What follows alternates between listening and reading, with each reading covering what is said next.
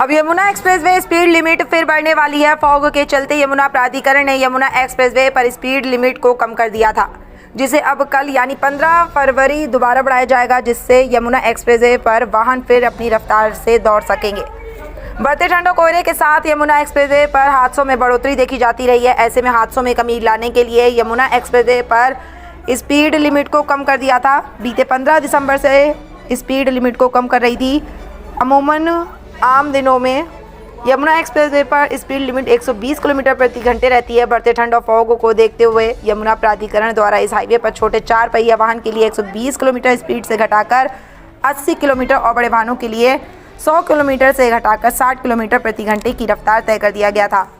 ठंड में कोहरे के कारण इस एक्सप्रेसवे पर अक्सर हादसे देखने को मिलते हैं। घने कोहरे के चलते कई वाहन आपस में टकरा जाते हैं।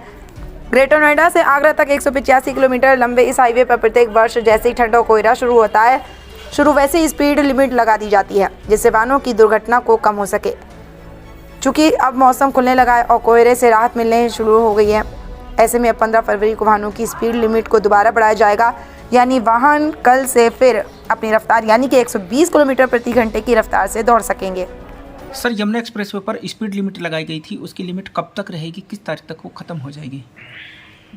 यमुना एक्सप्रेसवे पे वाहनों की, जो भारी वाहनों की और हल्के वाहनों की, दोनों की स्पीड लिमिट लगी थी 15 दिसंबर से 15 फरवरी तक।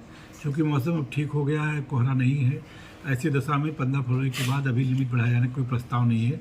आज फीडबैक मांगा गया है तीनों टोल प्लाजा से और जो सुरक्षा कंपनी है उनके प्रतिनिधियों से कि अगर उनको ऐसा लगता है कि कहीं किसी पार्ट में अभी भी कोहरा है तो फिर लिमिट बढ़ाने पर, डेट बढ़ाने पर विचार किया जाएगा, अन्यथा कल इसकी समय सीमा खत्म हो रही है।